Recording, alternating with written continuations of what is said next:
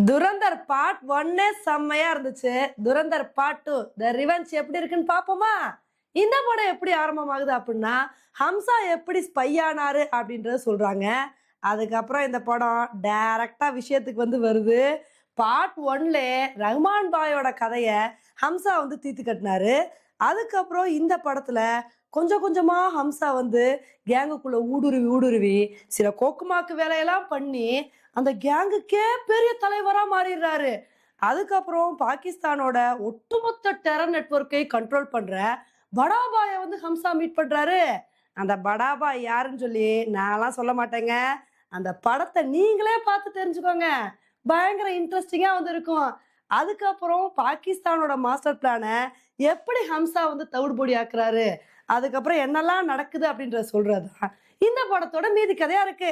இந்த படத்தோட பெரிய பாசிட்டிவே ஆதித்ய தரோட ஸ்கிரீன் பிளே தாங்க. மனுஷன் மிரட்டி விட்டாரு.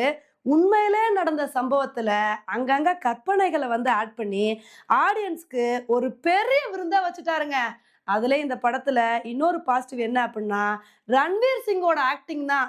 மனுஷன் வேற லெவல் ஆக்டிங்க வெளிப்படுத்தி அப்படியே ஒரு ஸ்பையாவே வாழ்ந்து அசத்திட்டாருன்னா பாத்துக்கோங்களேன். இந்த படத்தோட பெரிய ஹைலைட்டே இந்த படத்துல டிமானிட்டைசேஷன் சீன் தாங்க. ஏன்னா பாகிஸ்தான்காரங்க கள்ளப்படத்தை வச்சு பெரிய மாஸ்டர் பிளான் போடுவாங்க. அந்த சமயத்துல ஸ்கிரீனுக்குள்ள தலைவர் மோடி என்ட்ராயி டிமானிட்டைசேஷன் அனௌன்ஸ் பண்ணுவாரு பாருங்க. சும்மா அந்த சீன்ல தேட்டரே தெரிச்சு போச்சுங்க. இது மட்டுமா, நம்மளோட அண்ணன்லாம் தீவிரவாதிகளை வேட்டையாடுவாங்க பாருங்க, அந்த சீனுக்கும் சும்மா தியேட்டர்ல விசில் பறந்துச்சு. என்னப்பா இந்த படத்துக்கு பாசிட்டிவா அடிக்கிட்டு போறீங்க, இந்த படத்துல நெகட்டிவ் எதுவுமே இல்லையா அப்படின்னு நீங்க கேட்கறது எனக்கு புரியுது. இந்த படத்துலயே ஒரு சில நெகட்டிவ் வந்திருக்குங்க. இந்த படத்தோட பெரிய நெகட்டிவ் என்ன அப்படின்னா, இந்த படத்தோட டியூரேஷன் தான் கிட்டத்தட்ட 4 மணி நேரம் இந்த படம் ஓடுதுங்க. எடிட்டிங்ல கொஞ்சம் அட்ஜஸ்ட் பண்ணி இந்த படத்தை இன்னும் ஒரு 1/2 மணி நேரம் குறைச்சிருக்கலாம். அப்படி குறைச்சிருந்தாங்க அப்படின்னா இன்னுமே நல்லா இருந்திருக்கும். அதே மாதிரி எனக்கு வயலன்ஸ்லாம் பிடிக்காதுப்பா, எனக்கு கத்தி குத்துலாம் ஆகவே ஆகாதுன்னு நினைக்கிறவங்களுக்கு இந்த படம் செட் ஆகாது.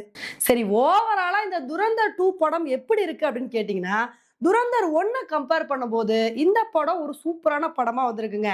ஏன்னா இந்த படத்துல ரியல் இன்சிடென்ட்ஸை கம்பேர் பண்ணி எடுத்திருக்கிறனால இந்த படம் ஆடியன்ஸ் கூட நல்லாவே கனெக்ட் ஆகுது. அதனால இந்த படத்தை கண்டிப்பா தியேட்டர்ல போய் பார்த்தே ஆகணுங்க. நீங்க ஆல்ரெடி இந்த படத்தை பார்த்திருந்தீங்க அப்படின்னா இந்த படம் எப்படி இருக்கு அப்படின்றத மறக்காம கமெண்ட் பண்ணுங்க.